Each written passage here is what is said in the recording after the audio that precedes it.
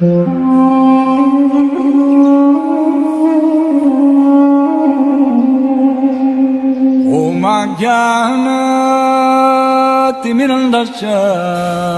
I am stressing. हरे कृष्ण। शिला प्रभुपाद की जय। स्कंद 1 अध्याय 15 श्लोक संख्या 11 1.15.11। महाराज युधिष्ठिर को अर्जुन बता रहे हैं कि आपको वो समय याद होगा जब दुर्वासा मुनि अपने 10,000 शिष्यों के साथ दुर्योधन के कहने पर, दुर्योधन ने कि देखा कि अब जो है समय दोपहर का बीत चुका है और उन्हें पता था कि इनके पास अक्षय पात्र है, और जब उस अक्षय पात्र से द्रौपदी भोजन प्रसादम ले लेती थी तो उसके बाद उस अक्षय पात्र से फिर 24 घंटे में कभी भी अन्न पदार्थ जो हुआ था वो नहीं निकलता था।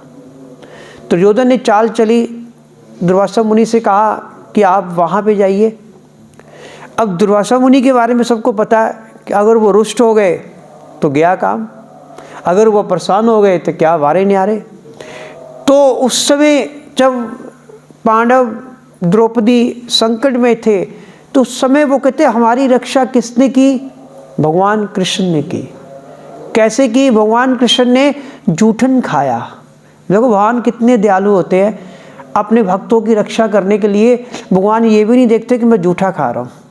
कहते भगवान कृष्ण ने केवल जूठन ग्रहण करके हमें बचाया था।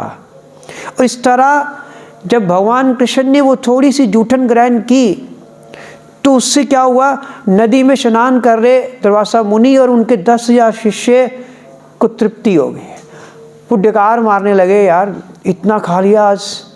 कहते इतना ही नहीं कि तीनों लोक में जितने भी लोग रहते थे, तीनों लोकों में जो लोग भी रहते थे उन सबको संतुष्टि हो गई।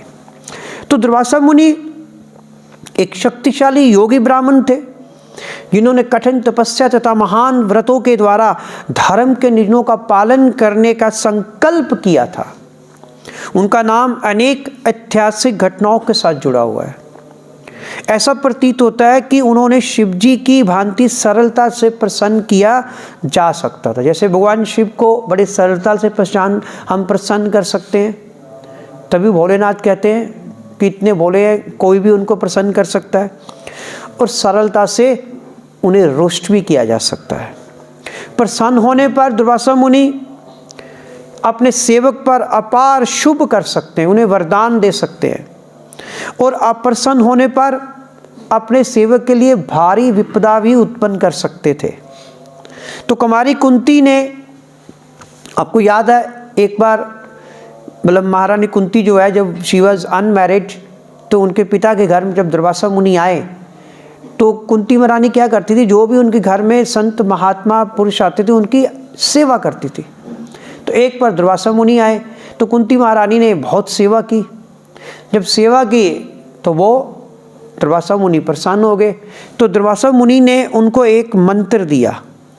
उन्होंने कहा कि इस मंत्र से तुम, इस मंत्र के द्वारा, इस मंत्र का आवाहन करके तो किसी भी देवता का आवाहन कर सकती है। अगर तू मंत्र गाएगी, मंत्र का गायन करेगी, कोई भी देवता प्रकट हो जाएंगे।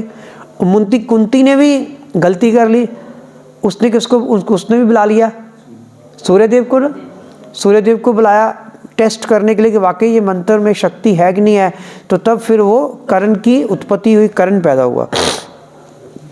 ऐसा समझा जाता है कि वे शिव जी के अंश अवतार थे, अतः वे शीघ्र ही प्रसन्न या रुष्ट किए जा सकते थे। वे शिव के महान भक्त थे और शिव जी के आदेश से उन्होंने श्वेत केतु का पुरोहित बनना स्वीकार किया। राजा श्वेत केतु के वो पुरोहित थे क्योंकि श्वेत केतु 100 वर्षों तक यज्ञ कर चुके थे। वे कभी कभी इंद्रदेव की स्वर्ग सभा में जाया करते थे। कौन? दुर्वासा मुनि। वे अपनी महान योग शक्ति के बल से पाहम अवकाश में यात्रा कर सकते थे, वो कहीं भी विचरण कर सकते थे। और ऐसा समझा जाता था कि उन्होंने वाहम अवकाश में बहुत दूरी तक, भौतिक आकाश से भी परे वैकुंठ के ग्रहों तक की यात्रा की थी। कहते वो वैकुंठ तक भी जा चुके थे। इतनी लंबी दूरी तक मतलब उन्होंने इतनी लंबी दूरी 1 वर्ष में तब तय की थी जब उन्होंने चक्रवर्ती सम्राट एवं परम भक्त राजा अम्बरीश से झगड़ा किया था। विकुंठ धाम गए थे, जब अम्बरीश से उनका झगड़ा हुआ महाराज अम्बरीश के साथ, तब वो 1 ही वर्ष में विकुंठ धाम पहुंच गए थे। उनके लगभग 10,000 शिष्य थे और वे कहीं भी जाते थे अकेले नहीं जाते थे, अपने 10,000 शिष्यों के साथ जाते थे। और एक बार जब वे महाराज युधिष्ठिर के शत्रु चचेरे भाई दुर्योधन के घर गए, और दुर्योधन इतना बुद्धिमान था कि वह समझे कि ब्राह्मण को सब प्रकार से संतुष्ट करना चाहिए। इतनी तो उसको अकल थी, इतना तो बुद्धिमान था कि घर में कोई ब्राह्मण आया तो उसको नाराज नहीं करना। और ऐसा करने पर इस महर्षि ने दुर्योधन को कुछ वरदान देना चाहा। तो दुर्वासा ऋषि ने कहा कि दुर्योधन, मैं तुम्हें वरदान देना चाहता हूँ। अब दुर्योधन ने कहा कि वरदान लेने से अच्छा है कि मैं पांडवों के लिए अभिशाप ले लूँ। उसने ये सोचा, जो बुरा व्यक्ति होता है वो दूसरे का बुरा ही चाहता है। दुर्योधन इनकी योग शक्ति से परिचित था और उसे ये भी पता था कि योगी ब्राह्मण अप्रसन्न होने पर किस प्रकार से विवंडर खड़ा कर सकते थे। उन्हें पता था कि दुर्वासा मुनि अगर अप्रसन्न हो गए वो तो तहस नहस कर देंगे सब कुछ। अतः उसने एक चाल सोची कि ये ब्राह्मण अपना क्रोध उन शत्रु पांडवों पर उतारे। उसने सोचा कि जब इनको क्रोध आएगा तो क्यों ना, कितना अच्छा होगा ये क्रोध किन पे उतरे, पांडवों पर उतरे। कहते ना, राखे कृष्णा मारे क्या, मारे कृष्णा राखे क्या। जिसकी रक्षा भगवान करना चाहते उसका कोई नुकसान कर ही नहीं सकता। जब ऋषि ने दुर्योधन को कुछ वर देना चाहा तो उसने इच्छा व्यक्त की, अच्छा हो कि यदि आप श्रीमान उसके अग्रज तथा प्रमुख महाराज युधिष्ठिर के घर जाए। लेकिन उसने विनती की कि वे तब पहुंचे जब युधिष्ठिर अपनी महारानी द्रौपदी के साथ भोजन कर चुके हों। दुर्योधन ने एक चाल चली कि उनसे कहा कि आप उस समय जाना जब महाराज युधिष्ठिर अपनी पत्नी द्रौपदी के साथ भोजन कर चुके हों। दुर्योधन जानता था कि द्रौपदी के साथ भोजन करने के बाद महाराज युधिष्ठिर इतने सारे ब्राह्मणों अतिथियों को भोजन नहीं दे पाएंगे। उन्हें पता था कि उनके पास जो अक्षय पात्र है, अब जब उसमें से द्रौपदी खा लेती है तो उसके बाद फिर भोजन वहाँ से नहीं प्राप्त होता, अगले दिन होता है 24 घंटे के बाद। तो उसने कहा कि ये बहुत बढ़िया मतलब समय है इनसे बदला लेने का। और तब ये क्या होगा, ये ऋषि क्रुद्ध होकर महाराज युधिष्ठिर के लिए संकट उत्पन्न कर देंगे या उन्हें श्राप दे देंगे। ये थी दुर्योधन की चाल। दुर्वासा मुनि ने उसके प्रस्ताव को मान लिया और दुर्योधन की योजना के अनुसार ही बनवासी राजा के यहाँ वो उसी समय पहुँच गए जब राजा और द्रौपदी भोजन कर चुके थे। महाराज युधिष्ठिर के द्वार पर पहुँचते ही दुर्वासा ऋषि का स्वागत किया गया और राजा ने उनसे प्रार्थना की कि वो दोपहर का धार्मिक कृत्य नदी के किनारे संपन्न करे, क्योंकि तब तक वे भोजन तैयार कर लेंगे। अब जब दुर्वासा मुनि वहाँ उनके पास पहुँचे तो महाराज युधिष्ठिर ने उनका स्वागत किया और उनसे कहा कि हे महामुनि, आप नदी में जाके स्नान करके आइए, तब तक हम आपके लिए भोजन की व्यवस्था करते हैं। तो दुर्वासा मुनि उन्होंने क्या किया, वो चले गए नदी में स्नान करने चले गए। और नदी में स्नान कर रहे थे उस वक्त युधिष्ठिर महाराज ने सोचा कि अब करे क्या, 10,000 शिष्य है और समय भी बहुत कम है और हमारे पास तो कुछ है भी नहीं कि हम कुछ पका सके। पहले तो इकट्ठा करके लेके आना, भिक्षा मांग के लेके आना, फिर उसको पकाना। तो अब उन्होंने सोचा क्या करें। द्रौपदी से बात की, द्रौपदी कहती है तो बहुत संकट की बात है, तो बहुत अनर्थ हो जाएगा अगर दुर्वासा मुनि को हमने भोजन नहीं करवाया।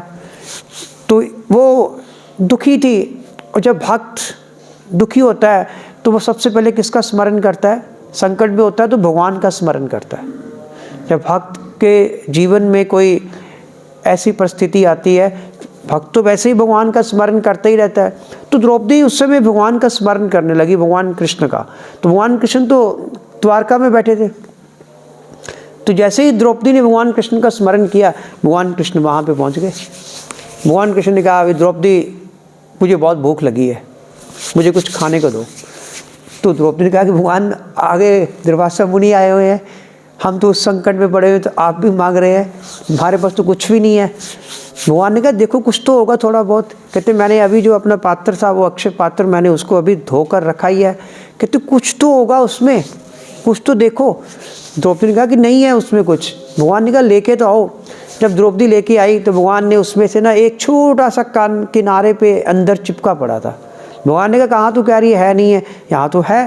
भगवान ने उसको ऐसे अपने मुंह पे लगाया, भगवान ने उसको ग्रहण किया। जैसे ही भगवान ने ग्रहण किया तो नदी में जो दुर्वासा मुनि के जो 10,000 शिष्य थे वो ऐसे डकार मारने लगे। सब जैसे ज़्यादा उन्होंने कुछ ग्रहण कर लिया, खा लिया। तो अब दुर्वासा मुनि और उनके 10,000 शिष्य सोचने लगे कि भी अगर हम वहाँ पे गए महाराज युधिष्ठिर की कुटिया में तो उन्होंने तो हमारे लिए बड़े बड़े पकवान बनाए होंगे, क्योंकि महाराज युधिष्ठिर तो अतिथियों का ऐसे ही स्वागत करते हैं। कहते इतना कुछ उन्होंने बनाया होगा तो हम उनको तो ग्रहण नहीं कर सकेंगे, तो ये तो बहुत गलत होगा कि अतिथि हमारे लिए इतना कुछ कर रहा है, मतलब जो होस्ट जो है वो हमारे लिए इतना कुछ कर रहा है, तो हम अगर वहाँ से कुछ खा के नहीं आएंगे तो उसको बुरा लगेगा। तो दुर्वासा मुनि सोचा कि हम यहीं से चल जाते हैं। तो दुर्वासा मुनि उनके 10,000 शिष्य बिना कुछ खाए, भगवान कृष्ण की कृपा से सब कुछ खा लिया उन्होंने, तो वहाँ से ऐसे ही चले गए। तो ये घटना सिद्ध करती है कि भगवान सर्वोत्कृष्ट है, कि भगवान जो है वो कुछ भी कर सकते हैं। अतएव वे योगेश्वर कहलाते, इसीलिए वो योगियों के भी ईश्वर। दुर्वासा मुनि कौन थे? योगी। उनके भी गुरु फिर भगवान कृष्ण।